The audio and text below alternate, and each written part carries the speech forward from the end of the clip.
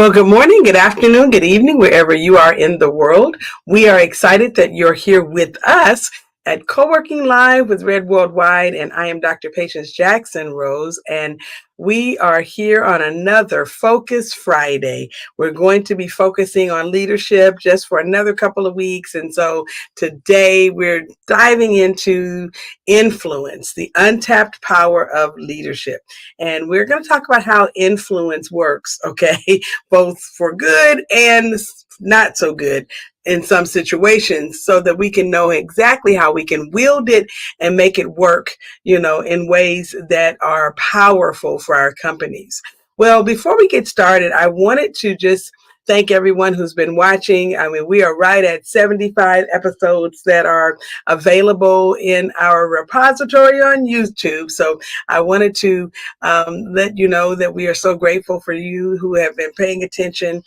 We've gotten an opportunity to be available now in many different places. Some of those places are, getting us some attention from people who really do need our services. And maybe you don't, necessarily need us to help you with your lunch or, working on, making your company more valuable. Maybe you got that stuff under control, but we do have quite a few other things that we do here at Red Worldwide. And so we want you to visit our website and learn about, the tools that we have for businesses, especially the educational tools, the courses that we have, because some of them could be very beneficial in helping you to grow your company, to make sure that the company actually is worth what you desire it to be worth, or even more, and to, of course, get what you need to get in a sale, or in even if you're passing your company down to your children or to the next level of managers. Maybe you're not selling it, maybe you're going to chairman the board, but you want to have a valuable company. So we have a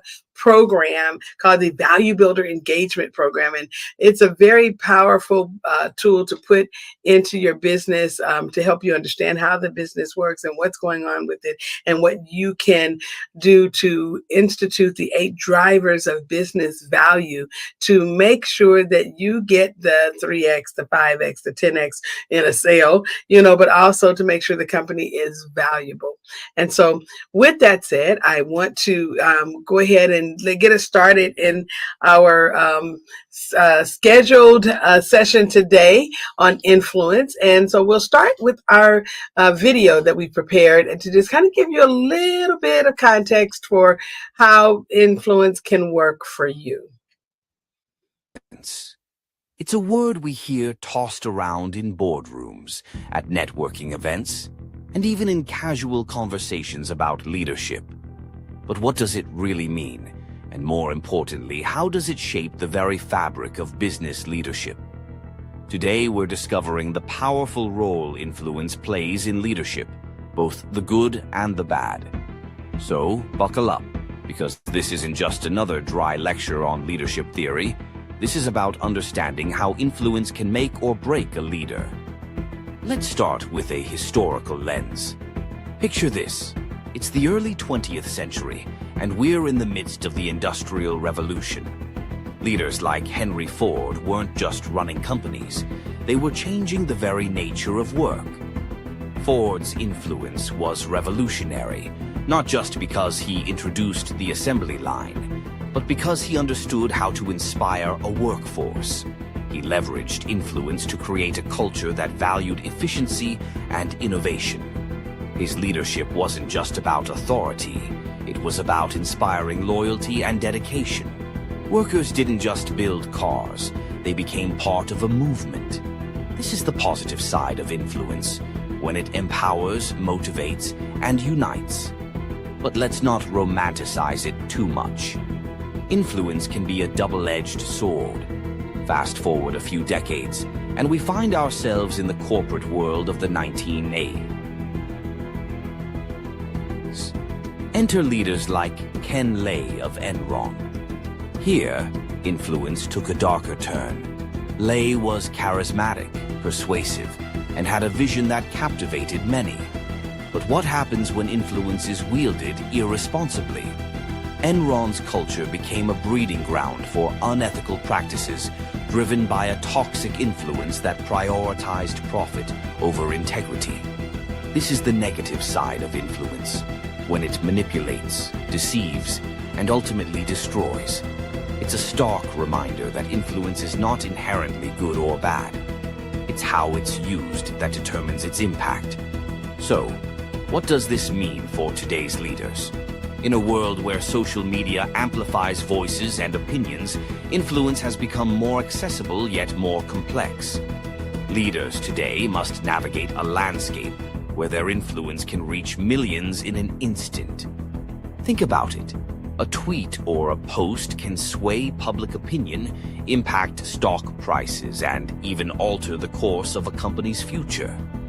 The power of influence is at our fingertips, but with that power comes responsibility. Leaders must be aware of how their words and actions resonate, not just within their organization, but beyond it. Now, let's get personal. Have you ever worked for a leader who inspired you? Someone whose influence motivated you to go above and beyond? On the flip side, have you ever encountered a leader whose influence felt suffocating or manipulative? These experiences shape our understanding of leadership and influence. They remind us that leadership is not just about making decisions. It's about how those decisions affect people. It's about creating an environment where influence fosters collaboration and trust, rather than fear and compliance. In today's episode, we'll explore these themes in depth. We'll hear from leaders who have harnessed the power of influence for good, as well as those who have learned hard lessons about its darker side. We'll discuss practical strategies for cultivating positive influence and how to recognize when influence is becoming toxic. So, whether you're a seasoned executive, an aspiring entrepreneur, or just someone interested in the dynamics of leadership, this conversation is for you. Influence is a powerful force, and understanding its nuances can transform not just your leadership style, but the culture of your organization. Join us as we unpack the complexities of influence in business leadership and discover how to wield this power responsibly and effectively. Let's dive in. Okay, so where we are today is we're at this place because of the fact that one of those leaders that he was talking about in the video, who has had the opportunity to live long enough to mature in my leadership style. um, I'm present today, right? And I'm present today still in a leadership role. And so there are many people who have had the opportunity to use leadership and to position them um, effectively in their craft or in their industry. And then there are other people who have in their leadership become a thorn, in the side of their industry and have been ousted. And we've heard a little bit about the Enron situation, but we've known of so many others, where someone who did not handle their influence properly, and as a result of it, they led people down a wrong path, or they caused the company to become something that was not intended, or for that matter, they made the company a lot of money and still took advantage of the customers and clients in the process. We don't want any of those things. We really want to be able to say that the lessons that we've learned through our leadership journey have benefited the people who we now call our customers and clients, and those who are even our onlookers, our employees and vendors and contractors. So, we want that to be the case. And I'm going to share some personal stories today through this presentation about influence and what it is that we, should be looking to do as leaders, for those who are coming alongside of us and those who are following behind us. Will you roll our slides, please? Influence, the untapped power of leadership. And when I you know, look at the word influence, I think about the fact that there is so much potential in that word. Yes, it could be used for horrifying things, but it also can be a powerful tool. And when used properly, it can inspire, it can motivate, and it can drive change in an organization.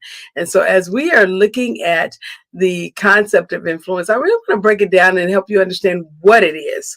It's the ability to affect the thoughts, the feelings, and behaviors of others. It's about building trust, credibility, and relationships that enable you to lead and inspire.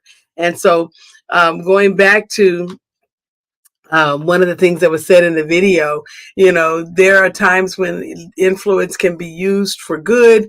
And then there are times where that same influence can be used to reroute people into a place of where, very bad things happen. But we have to understand influence and the nature of it so that we can know how we best use it. So influence itself can shape decisions. It has an impact on people. It can change mindsets and it can create positive outcomes. I remember when my husband and I were beginning a ministry years ago, and the name of the ministry was Impact Ministries Worldwide. And I remember the whole concept of impact was not just to have an impact, because when you think about something that impacts something, or, even just think about it this way, if a stick of dynamite blew up, there would be an impact, okay, on all of those around, all of those, as well as the, constructs around it, but then there would be some things that were impressioned, not just impacted. And so when we were looking at the ministry, we wanted to, have an impact and leave an impression on everyone that we came in contact with. That was our whole goal, at that time in ministry. And in business, I think about how many times do we influence someone in a way that they never ever return back to who they were. It is really important that you are concerned about your impact and the impression that you leave beyond the impact, because it can be a situation where you have such a life-changing effect on someone else, that they become everything that they were supposed to be in life because of that one encounter, that led them to other encounters that, puts them on the right trajectory. And then the other thing that you have to understand, that while influence is impact, it's as much connection as it is impact, because influence is rooted in genuine connections, understanding other people's perspectives and respecting those perspectives. And when you are able to understand them and regard them, then you have, a very wonderful tool that can be used for transformation. And so through influence, you can inspire others to grow and learn and achieve their full potential. And this is something that we should all be inspired to do, especially as leaders. So what are the foundations of influence? Well, first of all, you got to understand that building a solid foundation for anything, helps to have the ability for other things to stand up on it. And so when you build a solid foundation for influence, it starts with your self-awareness, understanding your own values, your own strengths, and your own weaknesses. Because when you have that knowledge, then you have something to actually set other things on top of. And it begins in leadership, with understanding how to be authentic. Okay. People know when you're not genuine. They know when you are faking it. Okay. It is very apparent. Sometimes your face may not betray you, and so they may not be able to see it on your face. But there are other things that you emit that helps people to know that you're really just in this for the money, or you're really just in this for the fame, or whatever your reason is that has nothing whatsoever to do with purpose. Okay. But when you are intentional about authenticity and being true to yourself, being genuine, building trust and credibility through the consistent actions that you have, people really do know. They have this sense. They can feel it. They can, know that your embodiment of what you're doing, is coming across in everything that you do. I sometimes will be really excited to think about some times where we had when we were growing up. And I remember there were certain times where we had, these potluck dinners where people would bring different items to the church or, to the school or whatever. And I remember having the wonderful experience of someone tasting something that my mother made. She made a chili stack and we brought that to the school, and I mean, people just ate it up. There were other items on the table, but that whole pan of chili stack went so fast. It was amazing. And one of the ladies, I remember her talking about how, whoever made this was cooking with love. And so there are times when you do things and people really do feel, the love or the care that is going into what you're doing. And you got to be thinking about that when you are, preparing to do it, to be authentic in everything that you're doing and to allow your feelings to come through, really does position you in your company differently than someone who is just going through the motions. And you got to have effective communication skills as well, verbally and non-verbally. You have to be able to communicate with others what it is that you are saying so that you can have a genuine connection. Those things are very important. You lead with empathy and having the ability to understand and respond to the needs and the emotions of others who are in your team or on your team. This is key to build rapport and also to have that positive influence that you want to have as a leader. So how do you develop your influence toolkit? What is it that you need to put in the toolkit to make sure you got everything that you need so that you have the influence that you want to have on those with whom you work? Well, the first thing that you have to do is you have to hone your skills and acquire strategies, for interaction. And these skills here are the top four they may not be the only ones, but they're the top four, the ones that we're going to talk about today. Active listening, which we've talked about before, being attentive to people who are listening or who are speaking to you, seeking to understand what it is that they're saying and responding thoughtfully, really, thinking about what they've said and coming with a response that makes, perfect sense to you about what it is that they're saying. It may not make perfect sense to everyone else because we know that common sense is not common, but it needs to be something that adds value, and it's something that is a part of, a robust set of things that a person could add to what they're doing so that they are better for your interaction with them. Then there needs to be persuasion involved because, when you communicate your ideas clearly and convincingly, using logic and empathy, people usually buy in, or at least they know what they don't want. Okay. If they don't buy in, it's because they just didn't want that. But the bottom line is that the goal here is to be persuasive in your speech, to get people to understand what it is that you are wanting to do, and use the right set of tools in your communications toolbox to help them know why they should do what it is that you are wanting them to do. And then, of course, in collaboration, you got to be working together, leveraging diverse perspectives and building consensus, with the team, because the bottom line is that you can't do everything by yourself. And the whole goal is to build out, a team that can help you accomplish your goals and bring things to market in a way that you are able to maintain your share of the market. And then you want to have mentorship. You got to be able to train people, to do what it is that you want them to do in a way where they feel like you are really on their side.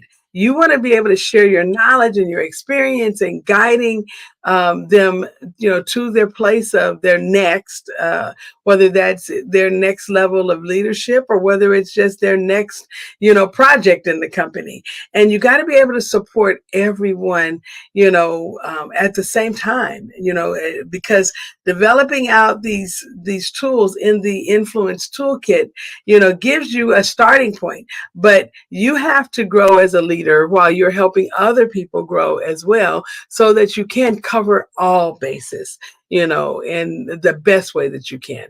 All right. So leveraging influence for positive impact. Okay. I mean, we talked a little bit in the video about negative, impact, but right now we want to look at how, you can leverage your influence for positive impact. So positive influence really is about using your skills to make a difference, using your powers for good. Okay. This is really what it is that you should be doing, with your influence and helping people to have changed minds, changed hearts, and changed, you know, um, attitudes. Because when they see that you are in this because of the fact that you want to build something powerful and positive, that you're not trying to lead people down a dark road to nothing, then people usually are willing to get on board. So when we want to leverage our influence for positive impact, one of the first things we want to do is problem solve. I mean, engage in collaborative problem solving to find a solution that benefits everyone. Talk to them about all of the options, but then help them to see where, you are coming from and what it is that you would like to do so that everyone wins.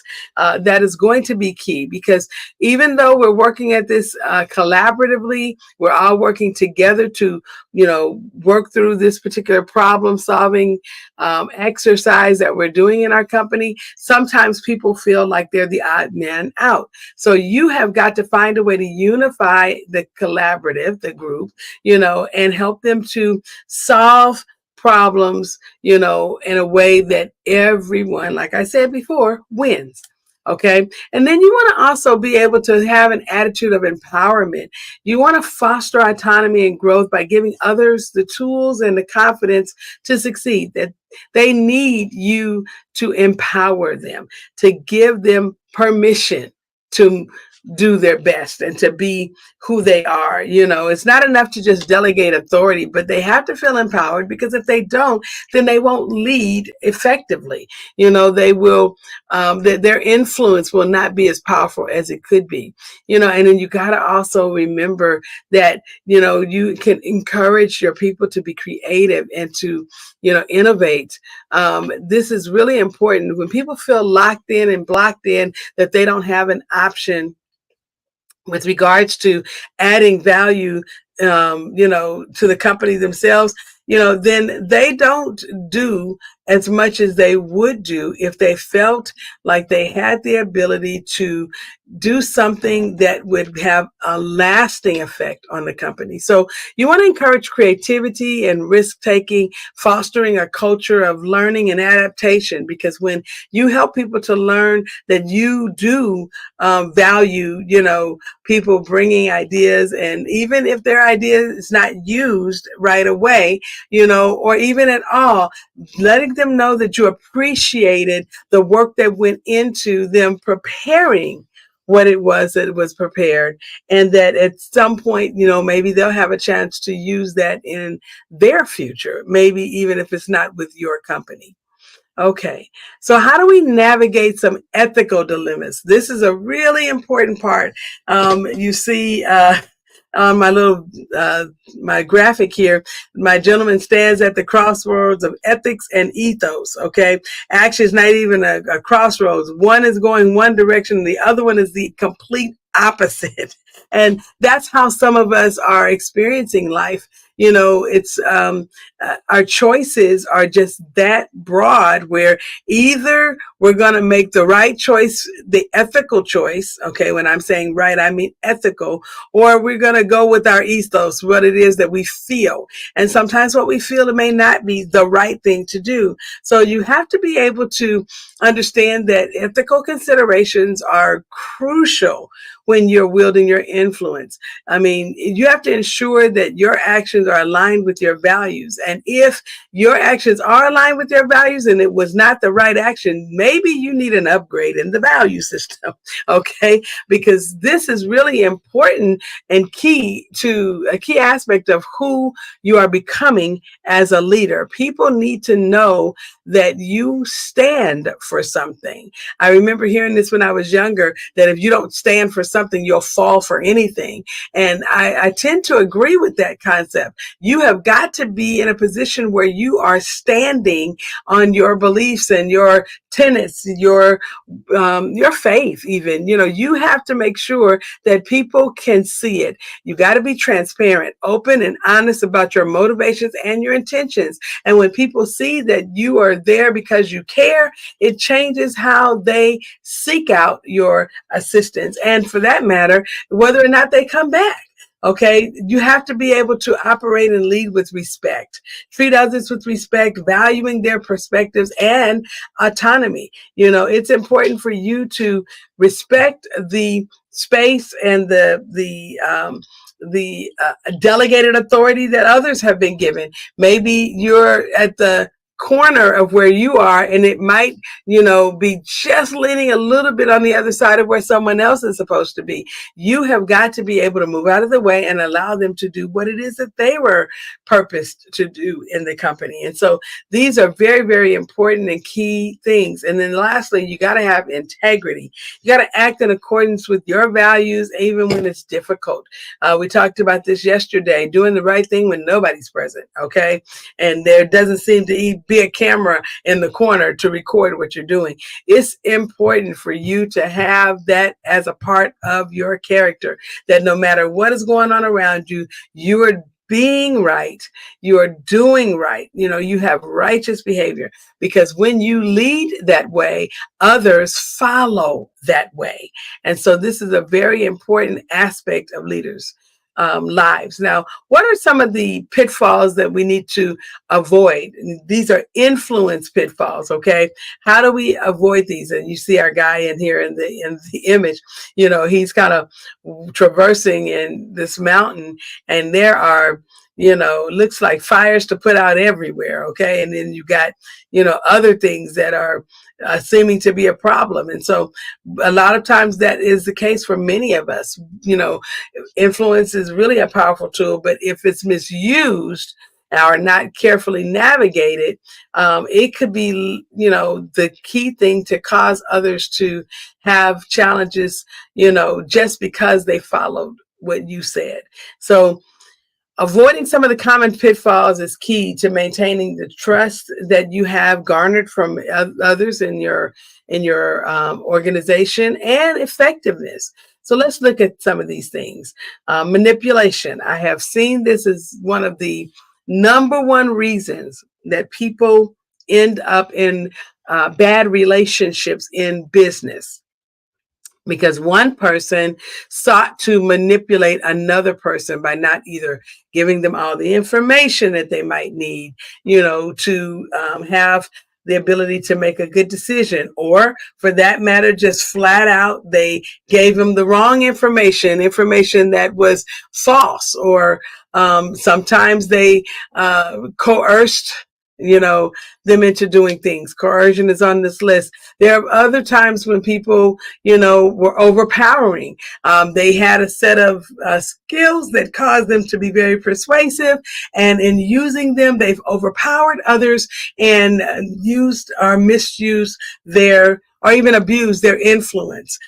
Deception, that is a horrible thing. And I've seen it happen. And recently I talked to someone who was in a company where something was represented that it was supposed to be a certain way. And it turned out not only was it not that way, but it was purposefully explained the way that they understood it to keep people from doing something good. And that's a horrible thing, especially if you see someone trying to tank someone else's company to keep the company from selling, and so these types of deceptive practices, they happen all the time. And it's up to you to make sure that when you are planning out your life as a leader, that you are completely clear of these influence pitfalls. Another one is self-promotion. There are some people that are so ambitious and they just want to be at the top, and no matter how they got there.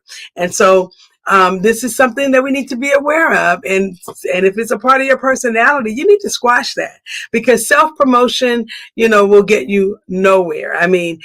Let's just put it this way. You might get there, but you definitely won't be able to stay.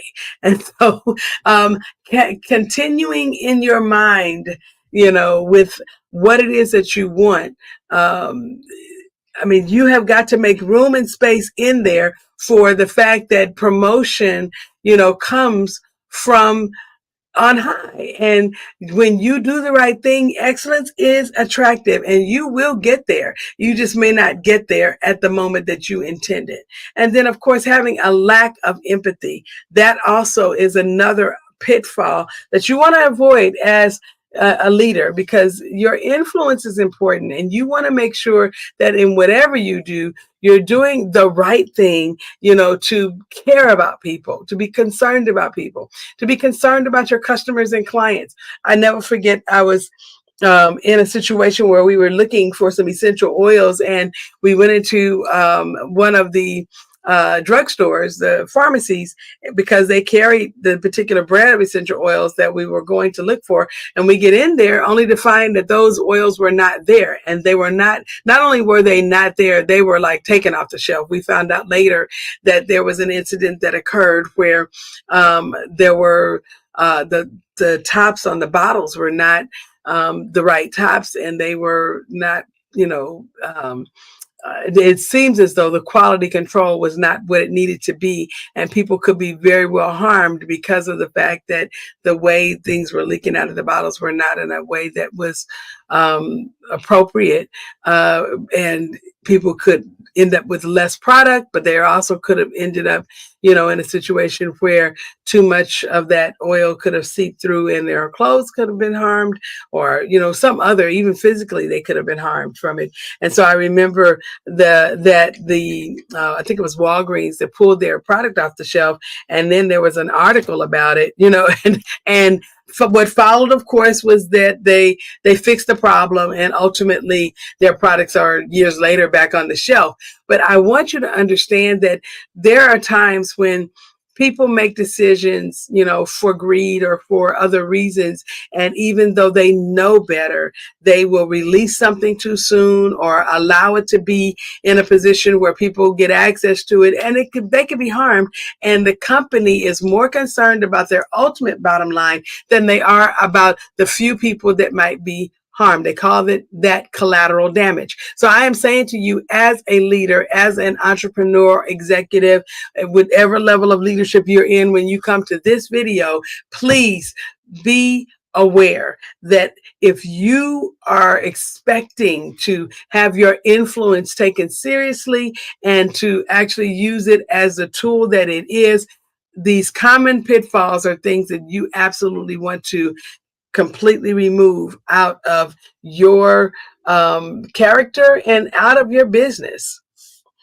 So how do we put all this together? How do we master influence as a leader? Well, the first thing that you need to understand that it's an ongoing journey. You don't arrive ever. You are always ever arriving, okay? Meaning that you're always on the path. And it's going to require self-reflection, continual learning, and a commitment to positive impact. You have to be committed to a growth mindset, embracing learning and development, and constantly seeking to improve your own skills.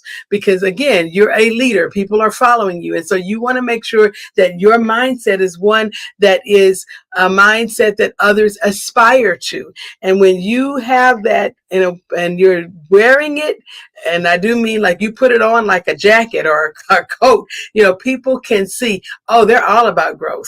Everything that they do is leading us in that direction. I want to be like them. And they can make that choice and follow your lead on things that are sometimes very complex and difficult, but they'll do it anyway because you are giving them everything that they need to show them that this is something that they need to do. Okay. And then building genuine connections, strong relationships within your company, that are based on trust, empathy, and shared values. That's going to be one of the key things to help you master influence. When you have the thought process that you do want to live for the benefit of others, but understanding that others are involved in that. So that means you got to communicate. You need to be connecting with people. I talk about me, and I can talk about me because I'm not going to get myself in trouble. But I can say this. I have often had challenges with people. My mother sent me at one point away when I was younger to go on a vacation because she told me I love books more than people. And it was probably true at the time. I don't know. I don't even want to try to make an excuse for it. I'll just say that as a child and then as a teenager and even an early adult, I had some tremendous challenges with relational things. I could relate better to computers and, things. And so I had to learn how to relate to people and how to build strong relationships. And even now, I don't, make any excuses for it. I always tell people, hey, I'm still working on this part, because sometimes I get so busy, I'll forget to make a phone call to this person on their birthday, or, I'll, speed right on through, some very special event, that was really an important event. Not that I was trying to be apathetic or anything like that. I just really needed the time, I thought, to do other things in the business. And so I am learning that it's important to build relationships, because you cannot do anything in relationship with a person if you didn't take the time to build the relationship. So I want to share that with you. And again, I'm being very vulnerable here, but I want to share it with you because I think it's important for us to know that as a leader, you never arrive. You're always working on something, and it's up to you to see the thing and work that thing so that you can become better.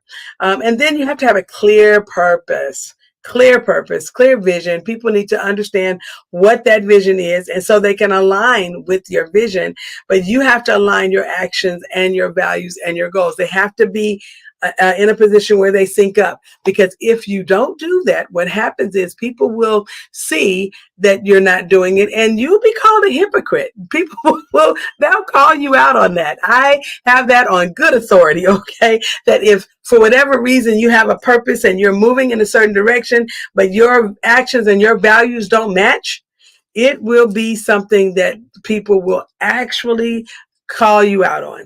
And so I want you to understand there are some people that don't intend to celebrate you for anything. And so they definitely will make it so that other people are aware when you make a misstep. So make sure that you have a clear purpose, and then you line that purpose up with, the actions, the actionable steps that you're making, and that your values and your goals sync up to that so that you can be seen again, and modeled, behind, or I should say followed. Okay.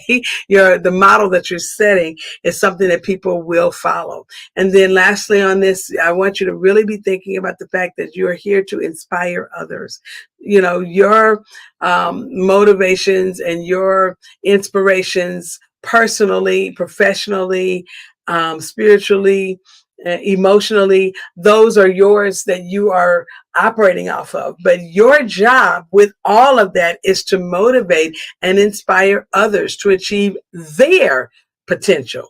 And so a lot of us are so self-centered, and some of us even narcissistic. Everything, revolves around us.